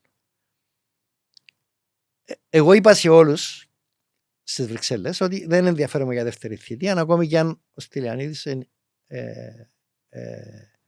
διοριστεί. Ως εκ τούτου, η γυναίκα μου, η οποία εργάστηκε για 2 χρόνια στην Ευρωπαϊκή Επιτροπή, αφού έκαμε αίτηση απευθείας στην Ευρωπαϊκή Επιτροπή και είχε συμβόλαιο για 4 χρόνια, δεν της άρεσε η δουλειά και παραιτήθηκε στα 2. Παραιτήθηκε. Και 1,5 χρόνο πριν ανανεωθεί η θητεία του Στυλιανίδη, 1 χρόνο πριν αποφασίσει ο Αναστασιάδης ότι δεν θα τον διορίσει, η οικογένεια μου μετακόμισε στην Κύπρο. Ήταν ήδη πίσω στην Κύπρο η γυναίκα μου και ο γιος μου. Και εγώ αυτό είναι απόδειξη ότι δεν θα μείναμε δεύτερη πενταετία. Η οικογένεια μου την έστειλα ήδη στην Κύπρο. Όντας η οικογένεια μου πίσω στην Κύπρο, εγώ μόνος μου στις Βρυξέλλες, είχα αρκετόν ελεύθερο χρόνο. Οπότε λέω, είναι ευκαιρία τώρα να κάτσω. Βγάλω τάπλητα στη φόρα. Όχι. Είναι ευκαιρία να κάτσω να γράψω την ιστορία της οικονομικής κρίσης. Έτσι όπως ξεκίνησε. Ναι, και εγώ δεν ξεκίνησα να γράφω για να εκθέσω τον Αναστασία. Ξεκίνησα να γράφω την οικονομική κρίση. Όμως επειδή είχα στην κατοχή μου όλα τα έγγραφα, τα οποία τα πήρα με τον τρόπο που σας είπα, για τον λόγο που σας είπα, όταν άρχισα να βάζω τα κομμάτια το ένα δίπλα από το άλλο, έβγαινε μια εικόνα σοκαριστική για το τι έγινε. Διότι τούτα που έγιναν που γράφω στο βιβλίο δεν ήταν εμφανή. Κανένα στο προεδρικό και δεν κατάλαβε τι, ακόμα και οι πιο στενοί του συνεργάτες. Άρα με αυτή σας την απάντηση, γιατί τώρα μου δίνετε απάντηση, καταλαβαίνω ότι δεν κάτσατε 18 μήνες εσκεμμένα στο προεδρικό για να σημειώνετε τις βρωμιές, για να δημοσιεύσετε. Ήδη. Ναι, θέλω να πω. Κολλάγατε τα puzzles που είχατε χρόνο εκεί στις Βρυξέλλες και λες, αυτό συνδέεται με εκείνο, Ριμπολόβλεφ με εκείνο. Και όταν βγήκε, μου απαντήσατε τώρα με την οικονομική κρίση, γράφοντας την οικονομική κρίση, βγήκε κάτι εντελώς. Μετά άρχισαν να λύονται οι απορίες μου και για τα μετά για το Κυπριακό. Ότι υπήρχε διαπλοκή, ότι υπήρχαν συμφέροντα, ότι ξέρεις, ότι βασικά ήταν μια συμμορία.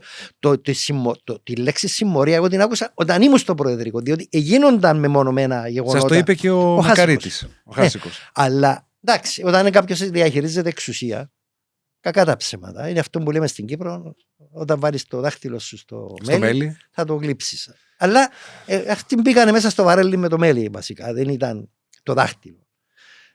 Αλλά εμείς εκεί πήγαμε να διαχειριστούμε το μεγάλο ζήτημα των Κυπριακών, αλλάξει. Έγιναν πράγματα για την οικονομία, στάθηκε στα πόδια της η Κύπρος, μπήκε σε μια πορεία ανάκαμψης. Ναι, αλλά να ρωτήσω τώρα κάτι. Δεν ήταν κάτι το. Αλλά παράδειγμα, όταν διαπίστωσα ότι κάτι γίνεται με τη δρομολαξιά. Στο αεροδρόμιο εκεί. Ναι. για αυτούς που δεν ξέρουν, ένα βακούφιο, πολλές χιλιάδες σκάλες, τουρκοκυπριακή περιουσία, και έγινε μια συνωμοσία για να το ενοικιάσουν τάχα και να το πουλήσουν για ανάπτυξη. Μιλούμε για μια τεράστια επένδυση. Και μαζεύοντας το προεδρικό, ο πρόεδρος, δικηγόροι, βουλευτές από άλλα κόμματα, επιχειρηματίες, για να μοιράσουν την πίτα πώς θα κλέψουν το βακούφι. Αυτό είναι ξεκάθαρο ότι όλοι ότι ήθελαν να κλέψουν την περιουσία και ότι ο πρόεδρος συμμετείχε. Εγώ όντας το προεδρικό και άλλοι, δεν θέλω να εκθέσω άλλους τώρα, και ενοχληθήκαμε και ανησυχήσαμε. Όταν τι έκαναμε? Εγώ έκανα ένα σημείωμα εν είδη ρεπορτάζ με τα στοιχεία και λέω να το δώσουμε να δημοσιευτεί για να χαλάσουμε την δουλειά. Το δώσαμε σε διάφορους. Το δημοσίευσε κανένας? Ένας το δημοσίευσε κάπου, πληροφορίες, και κάναμε παρασκήνιο και την χαλάσαμε τη δουλειά. Που μέσα. Δηλαδή πολλά πράγματα που βγήκα ή πολλά πράγματα που έγινα. Ήταν εναντίον ο Χάσικος σε αυτή την πόλη. Ο Χάσικος ήταν εναντίον. Αλλά εμείς δεν διευκολύναμε, ας πούμε. Και τούτο είναι απόδειξη ότι ο Αναστασιάδης δεν υπερετριγυρίζεται που 10 συνεργάτες που ήταν συνεργοί. Εγώ δεν είδα κάποιον που τον κόσμο που ήταν κοντά στο Αναστασιάδη να ήταν διεφθαρμένος ή εκ προθέσεως να βοήθα. Τα πιο πολλά πράγματα τα έκανε μόνος του και τα είδα μετά. Δηλαδή, ας παράδειγμα, έρχονταν κοντά μας πληροφορίες, καταγγελίες ότι προώθαν τον γαμπρόν του σε διαβατήρια, σε επενδύσεις. Όταν πιέναμε να του πούμε κι άλλοι του Προέδρου έτσι, ξέρεις, έβριζαν τους, θα με καταστρέψουν, δεν προσέχουν, τι κάνουν, τι είναι το ανεύθυνα. Ξέρεις, έπαιζαν το σαν εμάς, ηθικός, υπεράνω. Όπως έκανε με την γυναίκα του που έχετε γράψει στο βιβλίο, ναι, ότι αυτή θα τον καταστρέψει, ναι, με την αγορά που έκανε. Αυτό ήταν ένα επαναλαμβανόμενο σενάριο. Άρα δεν έπαιρνε την ευθύνη, τα ρίχνε στους γύρω. Όταν έκαμε τη συμφωνία με τον Αρχιεπίσκοπο για να αγοράσει το οικόπεδο, με έπεισε εμένα ότι πήγαινε η γυναίκα του μόνη της. Εντάξει, είναι ρήτορα όμως, αναγνωρίστε το. Δηλαδή, ναι, το δηλαδή, και μετά για να τον υπερασπιστούμε. Μετά όταν έβαζα τα πράγματα στη σειρά, λέω δεν είναι έτσι, δεν είναι έτσι. Βγήκε μια εικόνα, είναι όσοι έχουν παραστάσεις από φωτογραφίες. Φιλμ, κανονικό. Όχι, που τις κάνουν μαυρό-άσπρες και τις βάζεις στο φάρμακο για να εμφανιστεί φωτογραφία. Στο σκοτάδι εκεί. Ναι, και βγαίνει σιγά σιγά η φωτογραφία. Ναι. Έτσι βγαίνει. Οπότε όταν βγήκε αυτή η εικόνα, για μένα η συνολική εικόνα, ήταν ένα σοκ, το οποίο στο σύνολο του δεν ποτέ το κατάλαβα ότι συνέβαινε. Και όχι μόνο εγώ, και ο περίγυρος. Πάμε λοιπόν. Πολλοί από τον περίγυρο, όταν διαβάσαν το βιβλίο μου, είπαν τώρα καταλάβαμε τι έγινε. Έχω την κεντρική ιδέα. Ναι. Στο διατάφτα. Βλέπετε λοιπόν ότι είχαν γίνει τέρατα εκεί μέσα. Λες, κολλάει αυτό το κομμάτι με εκείνο το πάζολ, πρέπει να βγουν για το κοινό καλό. Δεν νιώσατε έτσι έναν ηθικό φραγμό, να το πω? Ένα άγχος ότι πρέπει να τον ενημερώσω. Δηλαδή, εγώ από αυτόν τον άνθρωπο έφαγα ψωμί. Όχι, 18 μήνες. Όχι, δεν έφαγα ψωμί. Πρώτα, όχι. Πρώτον, εγώ έπαιρνα ένα μισθό. Ήταν ο μικρότερος μισθός που πήρα όπου δούλεψα πριν. Ναι. Δηλαδή δεν πήγα εκεί για τα λεφτά. Δούλεψα τις περισσότερες ώρες που δούλεψα ποτέ στη ζωή μου. Προσπαθούσα να συνεισφέρω σε αυτό το πράγμα. Για 10 χρόνια πριν αυτόν τον άνθρωπο τον υποστήριζα για ένα σκοπό, διότι με εξαπάτησε. Εγώ ένιωθα το αντίθετο. Ένιωθα ότι εγώ έδωσα τη ψυχή μου και με πρόδωσε. Όχι αυτό που λες εσύ ότι του χρωστώ, ότι δηλαδή επειδή μου έδωσε 1,5 χρόνο δουλειά για την οποία πρόσφερα τα πολλαπλάσια και δούλεψα άλλα 2 χρόνια αμισθή από τις Βρυξέλλες, έπρεπε να του ήμουν και ευγνώμων. Αντίστροφα είναι. Ναι. Αλλά εγώ αισθάνθηκα ότι με πρόδωσε, ότι με πούλησε, ότι εγώ έβαλα την ψυχή μου και το όνομα μου και την αξιοπρέπεια μου και την ηθική μου για έναν άνθρωπο ο οποίος τελικά εκλέγηκε πρόεδρος για να πλουτίσει. Εξοργίστηκα. Πραγματικά, ότι αυτό το πράγμα πρέπει, και όταν διαπίστωσα ότι παρακολουθούσαν και τα τηλέφωνα μου, λέω όχι, αυτό το πράγμα, ό,τι και να συμβαίνει. Κοίταξε, η παρακολούθηση των επικοινωνιών και η προσπάθεια να με εκβιάσει με αυτούς τους τρόπους έθιξε πλέον την αξιοπρέπεια μου. Δηλαδή, μια μάχη του λέω: όλη αυτή τη μάχη θα τη δώσω. Ό,τι και αν συμβαίνει. Με ό,τι ρίσκα και αν συνεπάγεται. Δεν νιώσατε την ανάγκη να του μιλήσετε? Όχι, ούτε ήθελα να του μιλήσω. Ούτε τώρα θέλω να το μιλήσω. Δεν έχω κάτι να πω. Δηλαδή, αν σας έπαιρνε τώρα τηλέφωνο, θα το απαντούσατε? Θα το απαντούσα, αλλά δεν έχω κάτι να πω μαζί του. Να πω τι. Σωστό, γι' αυτό τι να πεις. Τι να πεις. Άρα δεν νιώσατε. Εγώ εξάντλησα όλα τα περιθώρια επικοινωνίας, όπως σας έχω πει, γραπτός, με δουλειά, τεκμηριωμένα. Ήμουν απόλυτα ειλικρινής μαζί του μέχρι τέλους. Ο Χριστοδουλίδης γνώριζε πράγματα? Ήταν κοντά τους? Δεν μπορεί να μην γνώριζε, δεν ήταν δίπλα του τόσα χρόνια. Δεν μπορεί να μην γνωρίζει. Αναφέρεται μέσα ότι ήταν και στο αεροπλάνο και στα ταξίδια και είχατε και συχνή επικοινωνία. Όλοι ξέραν ποιος πληρώνει τώρα δεν κορεδευόμαστε. Τώρα ένα Boeing να σε παίρνει και να σε φέρνει όλη την αποστολή με 20.000 την ώρα κόστο πτήσης και να λέμε ότι τα πληρώνει ο Χρήστος Λαζαρή και να τα λέει και να ορκίζεται με αυτοπεποίθηση, ας πούμε. Ξέρεις, είναι προσβολή πρώτα απ' όλα στην νοημοσύνη του κόσμου. Αν σας έλεγα να χαρακτηρίσετε τον πρώην πρόεδρο με επίθετα? Δεν θέλω να πάρω επίθετα. Προτιμώ να το χαρακτηρίσω με γεγονότα. Ας το χαρακτηρίσω ο κόσμος που το διαβάζει. Πώς κρίνετε τον Νίκο Χριστοδουλίδη ως πρόεδρο? Δεν είναι η ίδια η κατάσταση που υπήρχε επί Αναστασιάδη. Δηλαδή υπάρχει μια ανάσα, τα θετικά. Εγώ δεν αισθάνομαι τώρα ότι κινδυνεύω γιατί με παρακολουθούν. Νιώθετε ασφαλής? Δεν είμαι σίγουρος. Μπορώ να πω ότι δεν. Εννοώ, αλλά δεν θεωρώ ότι αυτή η κυβέρνηση έχει ατζέντα να παρακολουθεί εμένα. Γενικά όμως για τον κόσμο? Για την κοινωνία? Ναι.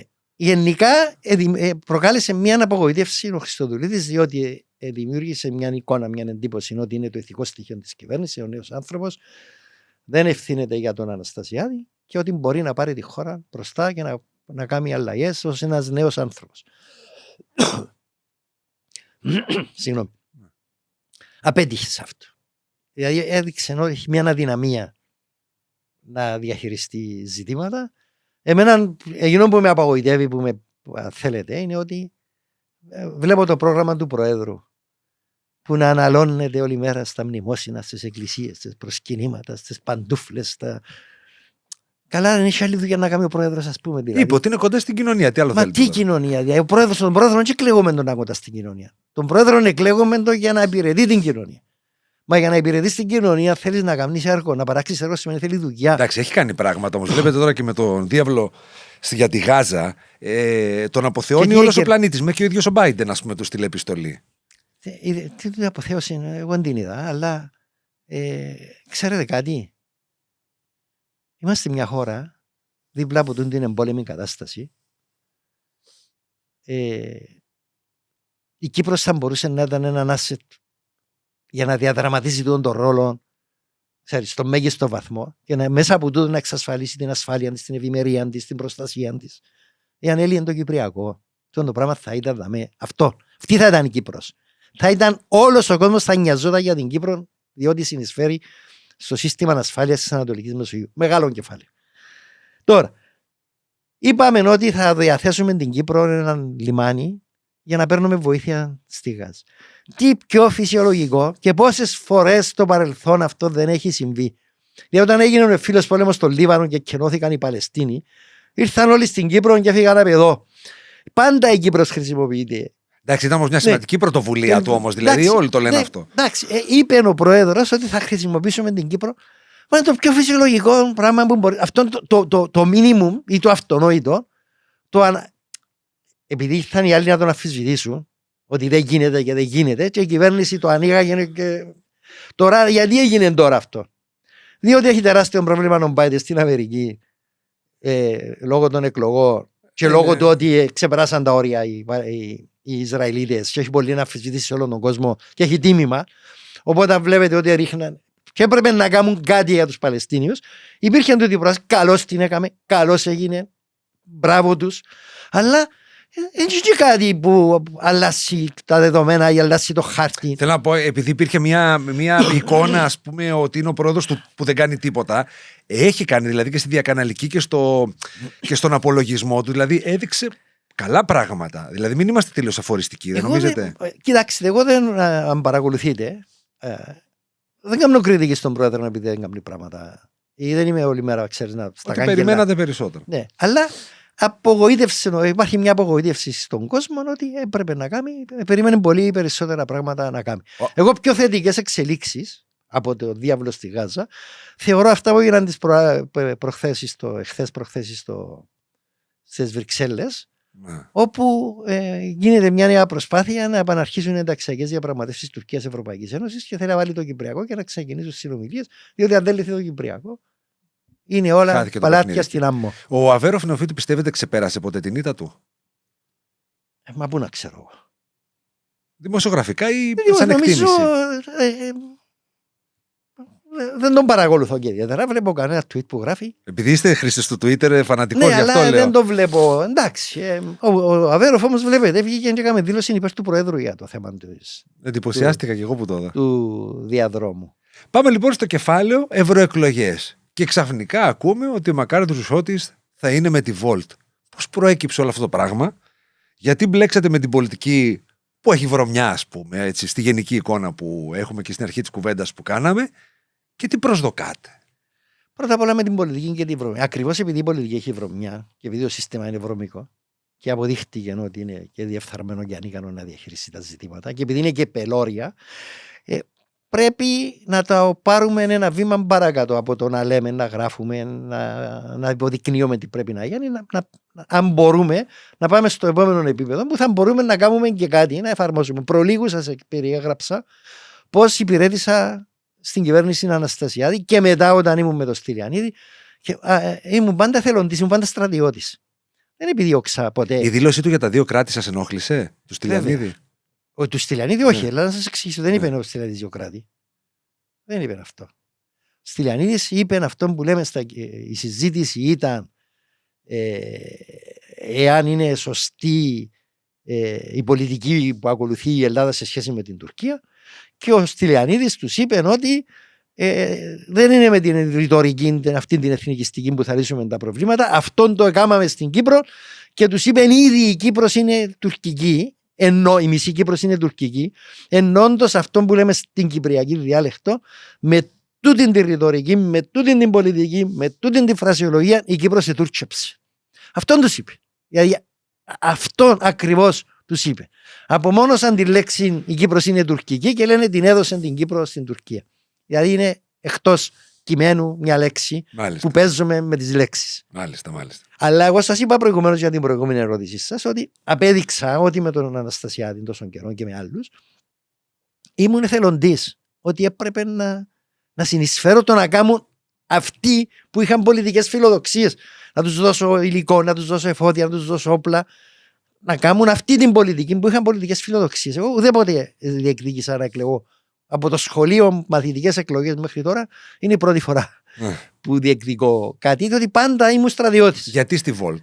Λοιπόν, τώρα είπα ότι ωραία, μετά από τόσα χρόνια, τόση εμπειρία, τόσα βιώματα, να δοκιμάσω από έναν άλλον πόστον όπου θα έχεις κάποιον άλλον ρόλο και κάποιον άλλο επίπεδο παρέμβαση. Δεν θέλω καν να σκεφτώ να εκλεγείτε ευρωβουλευτή, να τους βγάλετε τάπλητα στη φόρα της Ευρωβουλής. Εκεί θα γίνει Τέξας. Γιατί στη Volt? Διότι πρώτα απ' όλα οι άνθρωποι, η ραχοκοκαλιά του Volt είναι νέοι άνθρωποι. Ναι. Πιστεύω πολύ στους νέους ότι οι νέοι πρέπει να πάρουν την Κύπρο στα χέρια τους. Πρέπει να την πάρουν. Είναι άνθρωποι που είναι αδιάφθοροι, που ανησυχούν, που θέλουν να κρατηθούν στην Κύπρο, που θέλουν να δημιουργήσουν κάτι. Είμαστε σε έναν κομβικό οριακό σημείο για όλα τα ζητήματα που αφορούν τη χώρα μας. Το κράτος είναι παραπέει, η διαφθορά είναι ασύλληπτο διαστάσιο, στο Κυπριακό οριακά. Κάτι πρέπει να κάνουμε. Όταν μου προσέγγισαν οι άνθρωποι και μου είπαν αντιλαμβάνομαι ότι ο λόγος που με προσέγγισαν, πρώτα απ' όλα Εντάξει, είστε πρόσωπο τη επικαιρότητα. Κοίταξε, πιστεύω δεν είναι κάτι ευκαιριακό. Δηλαδή, δεν είναι κάποιοι άνθρωποι που πιστεύουν κάτι άλλο και επειδή εγώ τώρα είμαι στην επικαιρότητα για αυτά τα θέματα διαφθοράς, έλα να το κεφαλαιοποιήσεις. Ας πούμε, αν πήγαινα σε οποιοδήποτε παραδοσιακό κόμμα, θα μπορούσε να το ερμηνεύσεις έτσι. Ότι έκαμε τώρα κάποιους αναγνώστες λόγω των βιβλίων και θέλω να το εξαργυρώσει να γίνει βουλευτής. Αυτό είναι αντίστροφο.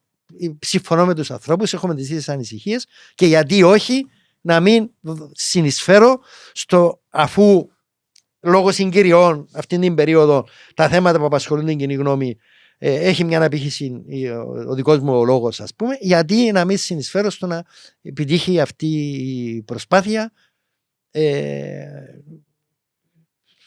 Είστε αισιόδοξος? Έτσι ανθρώπινα, Εγώ δεν ήμουν ποτέ απαισιόδοξος. Ποτέ. Δηλαδή λέω και δεν είμαι αισιόδοξα.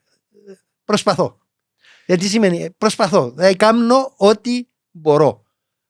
Τι μπορώ να κάνω εγώ, ας πούμε. Μπορώ να γράψω έναν άρθρο. Μπορώ να κάνω ένα μήνυμα. Μπορώ να γράψω ένα βιβλίο. Τώρα θα προσπαθήσω να το κάνω αυτό. Μπορώ να το κάνω αυτό. Για αυτούς τους λόγους. Αν παρατηρήσατε από την αρχή της κουβέντας μας μέχρι τώρα, εσκεμμένα δεν σας οδήγησα να μου αναφέρετε συγκεκριμένες ιστορίες των βιβλίων, παρότι το έχετε κάνει σε πολλές συνεντεύξεις σας, διότι θεωρώ ότι πρέπει ο κόσμος να το διαβάσει το βιβλίο.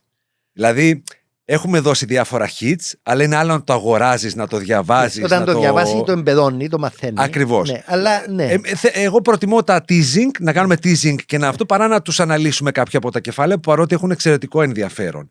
Τώρα, πάλι σε ανθρώπινο επίπεδο, δεν υπήρξε κάποια στιγμή σε όλα αυτά τα 4 χρόνια, αν δεν κάνω λάθος, βγήκε το πρώτο του 20 και φτάσαμε στο τελευταίο του σήμερα και στην επανέκδοση του κράτους μαφία, που να είπατε, τι ξεκίνησα τώρα εγώ όλη αυτή την ιστορία, είχα μια χαρά την ησυχία με την οικογένειά μου, θα σχολιόταν κανείς μαζί μου, θα είχα αγωγές, θα είχα, πώς το λένε, όλες αυτές τις διαδικασίες τώρα που έχετε να αντιμετωπίσετε και με την Αυστραλή που έρχεται το επόμενο διάστημα κτλ. Θα είχα μια ήσυχη ζωή, μακριά από όλα αυτά. Πρώτον, ανθρώπινα σας ρωτώ. Ναι, πρώτον, την ήσυχη ζωή δεν την επέλεξα ποτέ. Ναι. Δεύτερον, δεν με φοβίζουν οι αγωγές, διότι είχα πάντα αγωγές και τις διαχειρίζομαι. Δεν σκέφτηκα ποτέ ότι δεν έπρεπε να το κάνω του αντίον, διότι πάντα αυτόν έκανα. Δεν έκανα κάτι διαφορετικό. Εάν κάνω κάτι διαφορετικό, θα πλήξω πρώτα απ' όλα. Αγουστάρετε δηλαδή τη διαδικασία, έχει action. Ακριβώς. Δηλαδή δεν μπορείς να κάνεις. Πρώτα απ' όλα για να κάνεις κάτι πρέπει να το αγαπάς. Αν δεν το αγαπάς, θα αποτύχεις. Δηλαδή δεν θα ήσασταν ευτυχισμένοι σε μια τράπεζα, ας πούμε, ήσυχα στο 8ωράκι σας και να βγαίνετε σπίτι μετά? Είμαι ο μόνος δημοσιογράφος, νομίζω, δεν μπορώ να άλλος δεν το ξέρω, στην Κύπρο, που ζω από τη συγγραφή και τη δημοσιογραφική μου εργασία. Μόνος μου, εννοώ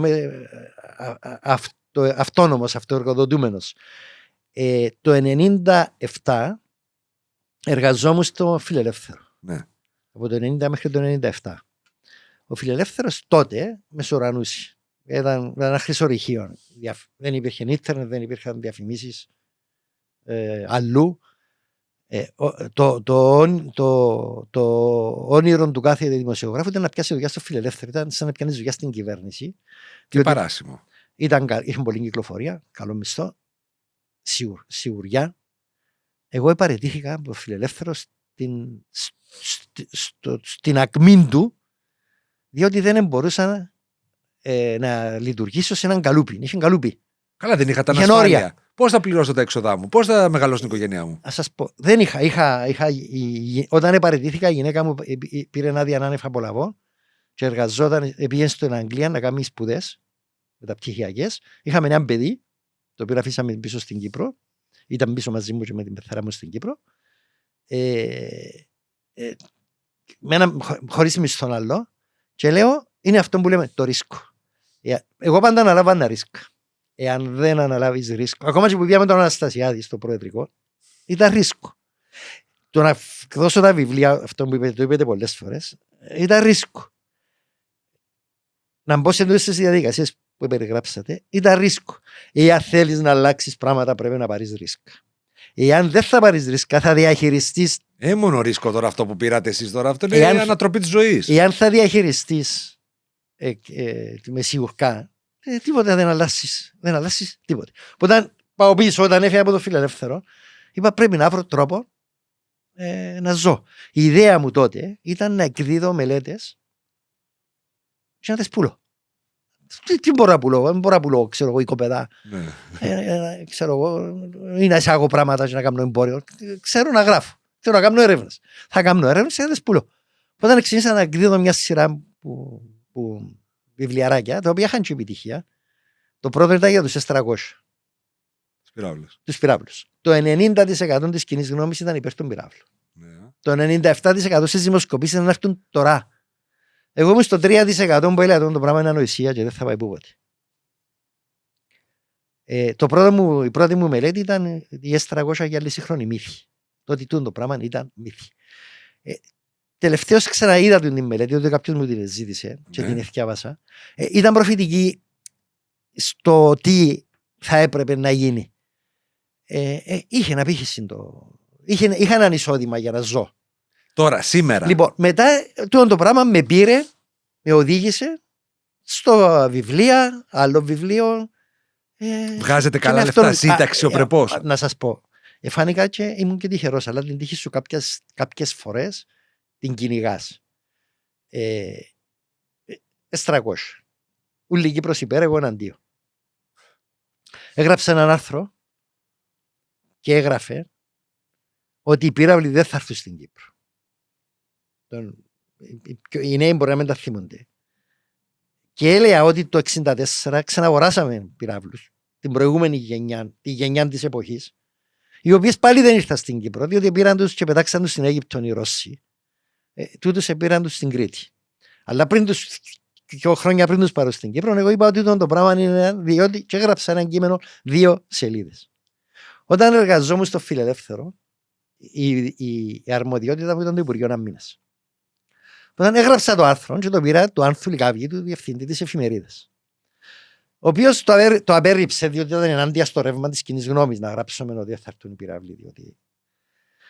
Εγώ τότε ήθελα να το δημοσιεύσω. Με έναν κανάλι μέσω του Χρήστου Μιχαηλίδη, του δημοσιογράφου, επικοινώνησα με τον Σύφιν Πολυμήλιν, ο οποίος ήταν αρχισυντάκτης στην Ελευθεροτυπία. Και του λέω: έχω έναν άρθρο το οποίο θέλω να το δημοσιεύσω. Μου λέει: στείλε μου το με το φαξ. Τότε ήταν εποχή το φαξ. Εγώ στην Κύπρο τα καλά κείμενα τα δημοσιεύαμε Κυριακή. Ήταν Τετάρτη. Το λεγόμενο Κυριακάτικο, το γνωστό. Και λέω την Κυριακή, αν θα το δημοσιεύσω, θα το δημοσιεύσω. Τότε οι κυπριακές εφημερίδες, μόλις έρχονταν οι ελληνικές εφημερίδες, οι πρώτοι που τις επέρναν ήταν οι εφημερίδες οι κυπριακές για να αντιγράφουν από μέσα κείμενα. Οπότε ήρθε ο Λικάβγης κουνιστός και λυγιστός με την ελευθεροτυπία, κύριο θέμα. Έχει ελευθεροτυπία θέμα. Δεν είδε ότι ήμουν εγώ. Ναι, λέει, έχει ελευθεροτυπία θέμα για τους S300. Έλα να το δω για να κάνω follow-up εγώ που εκάλυπτα το θέμα. Του λέω: είναι δικό μου το θέμα. Άσπρισε. Το θέμα που απέρριψε ήθελε να το κάνει. Ναι, ήθελε και μου το έφερε μετά να μου το δείξει ότι το βάλει ελευθεροτυπία των Αθηνών. Λοιπόν, αυτό μου άνοιξε πόρτες. Διότι μετά ήταν 21η Απριλίου 30 χρόνια το 97. Βλέπετε, ταιριάζουν και οι ημερομηνίες. Ναι. Λοιπόν, και θέλαν να κάνουν ένα αφιέρωμα η Κύπρος και 21η Απριλίου. Οπότε, επειδή έγραψε έναν καλό κείμενο, μου τηλεφώνησε και μου λέει: γράψε μας για την 21η Απριλίου. Μετά πέθανε ο Καραμαλής, γράψε μας έναν ο Καραμαλής και η Κύπρος.